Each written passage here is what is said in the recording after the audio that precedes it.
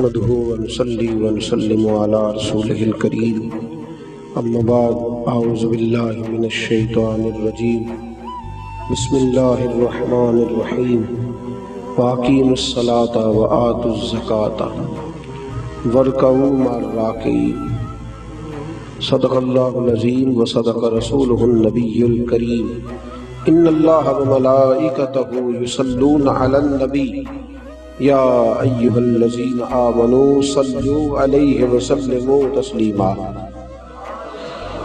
الصلاۃ والسلام علیک یا سیدی یا رسول اللہ وعلی آلک واصحابک یا سیدی یا حبیب. سارے دوست مل کے پڑھیں اور بلند آواز سے پڑھیں الصلاۃ والسلام علیک یا رسول اللہ وعلى آلك وأصحابك يا سيدي يا حبيب الله الصلاة والسلام عليك يا سيدي يا نبي الله وعلى آلك وأصحابك يا سيدي يا حبيب الله. اللهم صل على سيدنا مولانا محمد معدن الجود والكرم وآله وصحبه وبارك وسلم. حمد و صلاۃ کے بعد زکوٰۃ اسلامی فرائض میں سے اہم فریضہ ہے. کلمہ طیبہ کے بعد نماز کا ذکر ہے اور نماز کے بعد زکوٰۃ کا ذکر ہے. زکوٰۃ اللہ تبارک و تعالی نے صاحب استطاعت اور صاحب ثروت لوگوں پر فرض کی ہے. 2 ہجری میں فرض ہوئی. اس کی فرضیت کا انکار کرنے والا کافر ہے. صحیح طور پر زکوٰۃ کو ادا نہ کرنے والا اور چشم پوشی کا مظاہرہ کرنے والا کبیرہ گناہ کا مرتکب ہے. آپ حضرات کو بڑی زیادہ توجہ کرنی پڑے گی. تھوڑا تھوڑا ٹیک کو چھوڑنا پڑے گا تاکہ شروع میں جو کچھ چند مسائل ہیں وہ تھوڑے باریک ہیں، آپ کی سمجھ میں آنے چاہیے. زکوٰۃ کا لغوی معنی کئی معنی ہیں، لیکن 2 معنی امام راغب اصفہانی علیہ رحمہ نے بیان فرمائے. زکوٰۃ کا ایک معنی تو پاک کرنے کا ہے. گویا جو آدمی مال کی زکوٰۃ دے دیتا ہے اللہ اس کے مال کو پاک فرما دیتا ہے. کم و بیش 40 سے زیادہ مقامات پر قرآن پاک نے زکوٰۃ کا ذکر فرمایا ہے. کتنی جگہوں پر؟ سارے بولیے گا. اتنی اہمیت کی حامل یہ چیز ہے.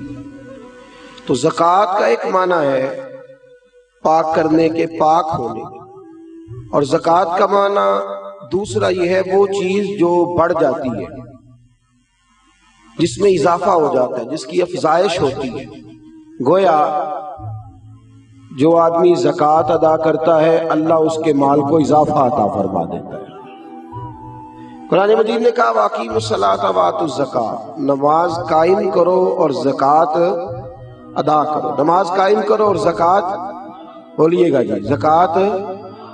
اور ترغیب و ترہیب میں حدیث ہے میرے نبی پاک صلی اللہ علیہ وسلم نے فرمایا جو زکوٰۃ نہیں دیتا اللہ اس کی نماز بھی قبول نہیں فرماتا. اٹھا کے لے جا. جو زکوٰۃ نہیں دیتا اس کی نماز بھی قابل قبول ہے. اس لیے کہ اللہ تبارک و تعالیٰ نے ان دونوں چیزوں کو اکٹھا بیان فرمایا اور ان کو اکٹھا رکھا ہے. زکوٰۃ اسلامی فرائض میں سے 2 ہجری میں فرض ہونے والا اہم فریضہ ہے. زکوٰۃ صاحب نصاب عاقل بالغ آزاد مسلمان پر فرض ہوتی ہے. آگے ہمارا اپنا ایک مزاج ہے، ہم اپنی اپنی مطلب کی چیزیں بعض اوقات عکس کر لیتے ہیں. زکوٰۃ کا نصاب ہے جس شخص کی ضروریات زندگی نکال کر اس کے پاس اتنے پیسے جمع ہو جائیں جتنے 7.5 تولے سونے کے ہوتے یا 52.5 تولے چاندی کے ہوتے. کتنے کی ہے 52.5 تولے چاندی؟ 35-40 ہزار کی ہوگی. تو اس کا مطلب ہے جو آدمی اپنی ضروریات نکال کے 40,000 بھی جس کے بینک میں موجود ہے، سال گزرنے پر اسے بھی زکوٰۃ دینی ہے. اب جب ہم نصاب کرتے ہیں تو ہم چاندی کا کرتے ہی نہیں، ہم سونے والا نصاب کر لیتے ہیں تاکہ تھوڑا آگے جا کے زکوٰۃ فرض ہو، جلدی نہ ہو جائے. شریعت نے اجازت دیا یا چاندی کا کر لو یا सोने का कर, लेकिन चांदी का निसाब लोग जाग रहे हैं ना अब रात। अगर कोई सोए तो उसे थोड़ा जगाइएगा, ये आज फर्ज मसला है ना जी, इस पर गौर ज्यादा जरूरी है। अच्छा देखें, शरीयत का हुक्म है कि सदका फितर या 2.25 सेर गंदम या 3.5 किलो खजूरें किस हिसाब से देते हैं लोग? तो खजूरों के हिसाब से क्यों नहीं देते? बोले जी, कैसी अजीब बात है। हम अपनी अपनी मर्जी का मामला लेकर के चले, अपनी अपनी मर्जी का। याद रख मेरे दोस्त, रसूल पाक सल्लल्लाहु अलैहि वसल्लम ने फरमाया, लोग समझते हैं सदका देने से माल कम होता है। फरमाया, मैं अल्लाह का रसूल वादा करता हूं, सदका देने से अल्लाह माल में इजाफा फरमा देगा।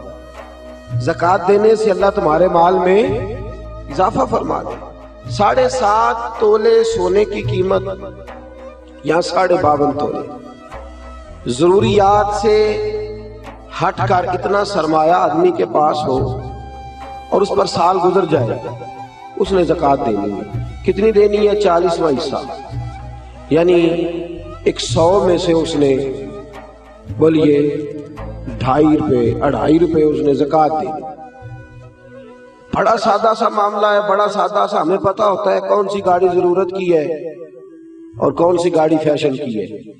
हमें पता होता है कौन सी चीजें मेरी जरूरत की हैं, कौन सी मैंने इजाफी रखी हुई है। देखिए, शरीयत एक मोहताज जाविया बयान करती है और परेशान नहीं करती किसी को भी। जो तेरी जरूरत की चीज है उस पर ज़कात अल्लाह पाक ने रखी। हीरे की अंगूठी कोई शख्स पहन ले, उसने अपनी ज़ौजा को, अपनी बेटी को, अपनी बहन को हीरे की अंगूठी पहना दी। तवज्जो है आप हज़रात की? खास तवज्जो फरमा, हीरे की अंगूठी वो करोड़ों रुपए की मालियत की है, लेकिन चूंकि वो खातून उसे पहन रही है उस पर ज़कात नहीं। सोने पर ज़कात है, चाहे औरत पहने भी। ये अल्लाह पाक का कानून है ना जी, उस पर ज़कात नहीं रखी। इस पर अल्लाह पाक ने ज़कात, नबी पाक सल्लल्लाहु अलैहि वसल्लम ने फरमाया, वो एक चीज है, वो बाज़-औक़ात एक ही होती है और जरूरत की होती है, लोग उसे पहनते हैं। तो मना जो है वो कह दिया कि इस पर ज़कात नहीं। फिर आपके पास 100 किला जमीन का है, 100 एकड़ जमीन है, लेकिन वो काश्तकारी की जमीन है। आपने इसलिए नहीं रखी हुई कि महंगी होगी तो मैं बेच दूंगा। है 100 एकड़, लेकिन काश्तकारी पे रखी है। अल्लाह ने उस पर ज़कात नहीं रखी, उस पर उशर रखा है। ज़कात नहीं है उस पर, ये अलग बात है। लोग उसके मसाइल भी नहीं सीखते, वो भी सही अदा नहीं करते। उशर हर फसल पर होता है, उस पर ज़कात नहीं रखी गई। हाँ, अगर वो किराए पे देता है, जैसे ठेके पे दी जाती है जमीन, तो उसका जो किराया आएगा उस पर ज़कात आएगी, और जो उस पर फसल काश्त करेगा उस काश्तकार ने उसका उशर देना होगा, ये जमीन की। लेकिन अगर किसी शख्स ने जमीन इस नीयत से खरीदी है कि मैं इतने चंद प्लाट ले लेता हूँ, कल को जरा महंगे हो जाएंगे तो मैं बेच दूंगा, तो वो उसका जो माल है वो माल तिजारत हो गया। माल तिजारत पर ज़कात आती है, चाहे उसकी अरबों की प्रॉपर्टी हो। जो उसने प्लाट इस नीयत से लिए हुए, या जो मकानात, जो दुकानें, जो चीजें इस इरादे से ली हुई हैं कि मैं इन दुकानें जरा महंगी हो जाएंगी तो मैं इनको फरोख्त कर दूंगा, तो उसे उस पर ज़कात देनी पड़ेगी। हाँ ठीक है, वो जरी जमीन खरीद ले, वो ये इरादा कर ले कि मेरे पास 6 प्लाट है तो मेरे 6 बच्चे हैं तो सारे एक एक में रहेंगे, ये नियत कर ले। कल को बेचनी पड़ जाए तो मामला अलग है, लेकिन आज शरीयत उससे ज़कात का मुतालबा नहीं करती। कितना सादा और कितना अल्लाह तबारक व तआला ने आसान रखा है हमारे लिए। मेरे रसूल करीम सल्लल्लाहु तआला अलैहि वसल्लम ने फरमाया, अगर तुम ज़कात दे दोगे तो अपने माल को महफूज कर लोगे। तुम अपने माल को महफूज कर लो, और इस तरह महफूज कर लोगे जिस तरह मजबूत किलो के अंदर कोई चीज महफूज होती है। ज़कात दे दोगे तो तुम्हारा माल महफूज हो जाएगा, बच जाएगा। फिर साल गुजरने पर ज़कात देनी है। साल गुजरने से मुराद वो वाले महीने नहीं, ओ वडेरिया ने याद कर लेने सौन भादों असू ते मुंडे कहने ने जनवरी फरवरी, तो इस्लामी महीने किधर गए जी? तो ज़कात जो है वो चांद के महीनों के हिसाब से फर्ज है, याद रखें। आला हज़रत फाज़िल बरेलवी रहमतुल्लाह तआला ने फतावा रज़विया शरीफ में फरमाया है कि चूंकि यही महीने हज के हैं, हज किस हिसाब से होता है? چاند کے حساب سے. کس حساب سے بولیے گا جی؟ رمضان کس حساب سے آتا ہے؟ اس دفعہ جون کے حساب سے آیا یا اپنے حساب سے آیا ہے؟ چاند کے. تو فرمایا اللہ تبارک و تعالیٰ نے ساری عبادات تیرے اوپر چاند کے حساب سے فرض کی ہے، تو زکوٰۃ بھی اسی حساب سے تیرے اوپر فرض ہوگی. جب سال گزر جائے گا تو زکوٰۃ تیرے اوپر فرض ہو جائے. اب جتنا بھی مال انسان کے پاس ایسا موجود ہے کہ جو اس کی ضروریات، فقہ کے اندر کہتے ہیں اس کو حاجات اصلیہ، وہ حاجات اصلیہ سے جتنا مال بھی زیادہ ہے. ایک آدمی کو ایک موٹر سائیکل کی ضرورت ہے اور اگر اس نے 2 رکھی ہوئی ہے تو اسے دوسرے پر زکوٰۃ دینی ہوگی. ضرورت کتنی کی تھی؟ ایک کی، اس نے 2 رکھ لی. جاگ رہے نا آپ لوگ، اللہ آپ کو جزائے خیر دے. تو 2 رکھ لی اس نے، تو اس نے زکوٰۃ دینی. اب زکوٰۃ کیا ہر سال دینی ہے؟ اگر ہر سال مال کے نصاب رہے گا، میں نے کہا تھا آپ کو تھوڑا سا توجہ کرنی پڑے گی، ہر سال وہ مال کے نصاب ہوگا اور سال کے شروع سے لے کر آخر تک اگر وہ مال کے نصاب رہا تو اس نے زکوٰۃ. درمیان کے اندر اگر کمی بیشی ہو گئی، یہ بات آپ نے غور سے سنی ہے. میرے پاس صدر الشریعہ مولانا امجد علی اعظمی رحمۃ اللہ علیہ خلیفہ اعلیٰ حضرت کتاب میں ساتھ رکھے ہوئے، ساتھ جو ہمارے ہاں انسائکلوپیڈیا ہے فقہ. میں بڑی باریک کر کے اور آسان کر کے مسائل فقہ آپ کی خدمت میں عرض کرنے کی کوشش کر رہا ہوں، سمجھیے گا بات. ایک شخص کے پاس پیسے موجود تھے، 10 لاکھ روپیہ پڑا تھا اس کے اکاؤنٹ میں. اب اس کے پاس یکم رمضان کو 10 لاکھ روپیہ تھا، لیکن درمیان میں وہ 9 بھی ہوا ہے، وہ 8.5 بھی ہوا ہے. جب اگلے سال کا یکم رمضان آیا تو وہ پھر 10 لاکھ ہو گیا. وہ چاہے 1 مہینہ پہلے ہو یا 1 منٹ پہلے، اس نے اس کی زکوٰۃ. اب وہ یہ نہیں کہہ سکتا کہ میرے پاس تو درمیان میں 2-3 دفعہ کم بھی ہوا ہے تو سال تو گزرا ہی نہیں. ہاں، مال فی نفس سے ہی ختم ہو جائے، بالکل ختم ہو جائے، رہے ہی نہ. ایک دفعہ 10 لاکھ کا 10 لاکھ ہی چلا گیا، اس کی جیب میں کوئی شے نہیں بچی. اب جب نئے سرے سے 10 لاکھ آئے گا تو سال اس حساب سے کاؤنٹ کیا جائے. تو اس پر زکوٰۃ دینی. ہاں، اگر اس نے قرض دینا ہے تو پہلے قرض ادا کرے گا، پھر وہ زکوٰۃ دے گا. زکوٰۃ دینے کی بات آپ کی سمجھ میں آ گئی؟ کتنی دینی ہے؟ نصاب کتنا ہے؟ ویلو پھر سونے دی گل ہی کر دے. اللہ میں چاندی دی بھی کیتی ہے، 52.5 تولے چاندی یا 7.5 تولا سونا، اس پر زکوٰۃ آئے گی. سال گزرنے کے بڑا آسان رکھا ہے شریعت نے اس نے، اور جو ضروریات سے زیادہ چیزیں ہوں گی اس پر زکوٰۃ آئے گی. اور مال تجارت پر زکوٰۃ آئے گی. سن لے، کس مال پر زکوٰۃ آئے گی؟ سارے بول دیں ایک دفعہ آپ کو یاد ہو جائے. کس مال پر؟ مال، یعنی جو مال آپ نے انویسٹ کیا ہوا ہے نا، نفع پر نہیں آئے گی. سن لے، مال تجارت پر، یعنی جتنا دکان کے اندر مال پڑا ہے، کپنا جتنا پڑا ہوا ہے، برتن جتنے پڑے ہوئے ہیں دکان کے اندر، جس قدر سامان پڑا ہوا ہے سب کا حساب لگا کے زکوٰۃ دینی. سب کا حساب لگا. وہ اس طرح نہیں دینی زکوٰۃ کہ پرانے کپڑے نئے جو آئے تھے عید پہ وہ تو بک گئے، پرانے رہ گئے جن کو خریدتا کوئی نہیں، اب ارادہ کیا چلو یہ زکوٰۃ میں دے دیتے. اس طرح لن تنالوا البر حتی تنفقوا مما تحبون. فرمایا تجھے نیکی اس وقت ملے گی جب تو اپنی پیاری چیز اللہ کی راہ میں خیرات کرے، جب تو اپنی پیاری چیز اللہ کے راستے میں. اور سن لیں، جب کسی کو زکوٰۃ دیں گے تو اسے مالک بھی بنانا ہوگا. کیا کریں گے؟ اسے مالک بنانے سے مراد یہ ہے کہ آپ اس کے ہاتھ میں دیں گے کہ بھئی یہ تیرے ہیں، تو اپنی مرضی سے ان کو استعمال ہے. یہ نہیں کہہ سکتے کہ میں نے روٹی پکائی ہے چل کھا اور نکل جا، زکوٰۃ ہو گئی. اس طرح زکوٰۃ ادا. ایک صاحب، بعض اوقات لوگ جو ہوتے ہیں وہ آتے ہیں، ایک دوست میرے پاس بھی آئے، کہنے لگے مدرسے میں زکوٰۃ دینی ہے، مجھے کوئی کام بتائیں مدرسے کا، وہ کام میں کر دوں. میں نے کہا آپ کہیں اور چلے جائیں. بھئی زکوٰۃ سے مراد یہ ہے کہ آپ اس کو مالک بنائیں، جہاں ضرورت ہوگی وہاں وہ اس چیز کو خرچ. تو میں نے کہا ویسے بھی اگر اعتماد اتنا تھوڑا ہو تو وہاں تو زکوٰۃ ہوتی نہیں کہ مجھے بتا دیں کہ میں کچھ کر دوں. تو میں نے کہا تھوڑا تھوڑا دوسروں کو بھی دیانتدار سمجھے. سب نے دنیا سے جانا ہے، اللہ کی بارگاہ میں حاضر ہونا ہے، آپ کہیں اور چلے جائیں. ویسے بھی ہم نے تھوڑا رویہ اور طرح کا رکھا ہوا ہے ان معاملات کے اندر، ہم ذرا ویسے ہی محتاط چلتے ہیں۔ تو عرض کرنے کا مقصد یہ ہے کہ آپ سامنے والے کو مالک بنائیں، اسے آپ مجبور نہیں کر سکتے۔ ایک مثال سنیے، اگرچہ کپڑے دینے سے زکوٰۃ ادا ہو جاتی ہے، لیکن ایک آدمی کے پاس کپڑے تو ہیں، دوائی کے پیسے نہیں، آپ اسے زکوٰۃ دیتے ہیں، کہتے ہیں کپڑے خرید لے۔ اسے کپڑوں کی ضرورت ہے کہ دوائی کی؟ وہ بغیر دوائی کے اٹھ ہی نہیں سکتا چارپائی سے، آپ نے اسے پابند کر دیا ہے کہ تو نے کپڑے لینے ہیں، تو وہ کیا کرے گا؟ تو آپ اسے مالک بنائیں۔ اور پھر شریعت کہتی ہے کہ مستحب یہ ہے کہ ایک کو زکوٰۃ زیادہ دو تاکہ اس کا کچھ بن جائے، بلکہ حضرت عمر بن عبدالعزیز تو فرمایا کرتے تھے کہ اس کو زکوٰۃ لگتی ہو تو اتنی دے دو، اتنی دے دو کہ اگلے سال وہ خود زکوٰۃ دینے کے قابل ہو جائے۔ یہ جو بانٹنے کا طریقہ ہے نا، 100 کر کے، وہ فقیر ساری زندگی، اور میں اکثر کہتا ہوں مانگنے والا بھی ساری زندگی اسی چکر میں رہتا ہے، اسی چکر میں۔ حاجی صاحب نے اس دفعہ آٹے کا توڑا دیا تو جاتی دفعہ کہتے ہیں اگلے سال بھی ساڈا خیال رکھے گا۔ او خدا کے بندے، اگلے سال بھی تیرا یہی پروگرام ہے مانگنے کا ہی، تو یہ دعا کیوں نہیں کرتا کہ یا اللہ اگلے سال مجھے دینے کی توفیق عطا فرما، مجھے ہمت دے، اگلے سال میں دینے لگ جاؤں۔ تو زکوٰۃ آپ سامنے والے کو مالک بنائیں، اور ضروریات سے زیادہ حساب لگائیں ہر شے۔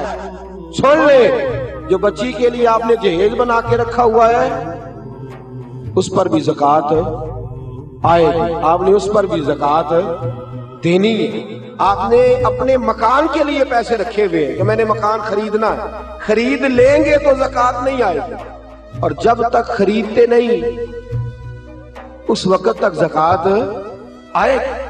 اللہ تبارک و تعالیٰ نے جو قاعدہ ہمارے لیے بیان فرمایا، ہمیں اس قاعدے کو ہمیشہ یاد، اور باریک حساب کریں زکوٰۃ کا، باریک حساب کریں، ایک آنا بھی پیچھے نہیں بچنا چاہیے، زیادہ سے زیادہ دیں، زیادہ سے زیادہ دیں۔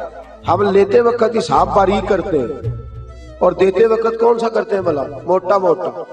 جی وہ کیا ہوتا ہے جی؟ وہ موٹا موٹا تو چاہیے تھا نا، ذرا موٹا موٹا ہوتا، لیکن وہ ہم کام نہیں کرتے۔ باریک حساب کریں، فرض جو ہوتا ہے نا، فرض دیکھیں، ایک شخص کہتا ہے میں موٹا موٹا کر کے عشاء کی نماز پڑھ رہا ہوں، کتنی رکعتیں پڑھی ہیں؟ کہ مجھے یاد ہی نہیں، تو نماز ہو گئی اس کی؟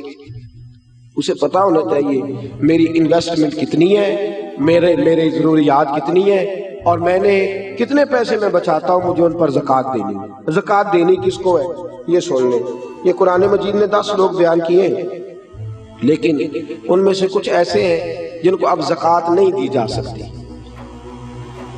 زکوٰۃ دی نہیں جا سکتی۔ مثلا ایک قرآن مجید نے مؤلفۃ القلوب بیان کی، جو لوگ نئے کلمہ پڑھتے ہیں ان کی تالیف قلب کے لیے ان کو ان کے گھر والے، خاندان والے نکال دیتے تھے، ان کو بھی زکوٰۃ دی جا سکتی تھی تاکہ وہ اپنے پیروں پر کھڑے ہوں۔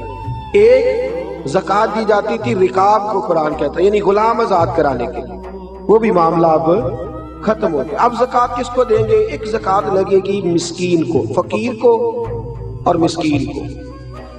فقیر اس کو کہتے ہیں جس کے پاس ضروریات کی چیزیں موجود نہ ہوں۔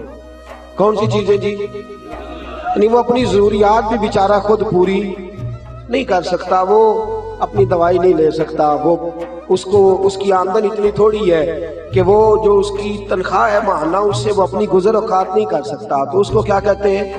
فقیر، اس کو زکوٰۃ لگتی ہے۔ مسکین اس کو کہتے ہیں جو اتنا غریب ہو کہ صبح کی روٹی ہو اور شام کی روٹی بھی اس کے پاس موجود نہ ہو، اس کو بھی زکوٰۃ لگتی ہے۔ پھر اس کے بعد جو عاملین زکوٰۃ ہوتے ہیں، یعنی جن کی ڈیوٹی ہوتی ہے زکوٰۃ اکٹھی کرنے کی، ان کو بھی زکوٰۃ میں سے تنخواہ دینا جائز ہے۔ جو عاملین مقرر کیے جاتے تھے نا، اب تو اتنی زکوٰۃ اللہ خیر کرے ہوتی کافی زیادہ ہے، میرا خیال ہے دیتے نہیں لوگ ساری، تو وہ زکوٰۃ اکٹھی کرنا، اس کا پھر حساب کرنا، پھر اس کو تقسیم کرنا، تو ایک آدمی مستقل چاہیے ہوتا تھا اس کام کے لیے۔ تو عاملین زکوٰۃ جو ہوتے تھے ان کو بھی زکوٰۃ میں سے تنخواہ دی جاتی تھی۔ نبی پاک صلی اللہ تعالی وسلم نے دی ہے، صحابہ نے دی ہے، قرآن نے اس کی اجازت دی، ان کو بھی زکوٰۃ لگتی ہے۔ اسی طرح ایک قرآن مجید نے شخص بیان کیا جس کو غارم کہتے ہیں، یہ آپ نے بڑی توجہ کرنی ہے، اس کو خاص کر سنیں۔ غارم وہ شخص ہوتا ہے جو مقروض ہوتا ہے، اور میرے نبی پاک صلی اللہ علیہ وسلم نے فرمایا مقروض بھی قیدی ہوتا ہے، تو اس مقروض کا قرضہ ادا کرنے کے لیے بھی زکوٰۃ دینا جائز ہے، اس شخص کو بھی زکوٰۃ لگ جاتی ہے وہ بھی مستحق کے زکوٰۃ ہے کہ اس طرح قرض میں پھنس گیا ہے کہ دو قسم کے مقروض ہوتے ہیں. ایک وہ ہوتے ہیں جتنا مارکیٹ میں دینا ہوتا ہے اس سے زیادہ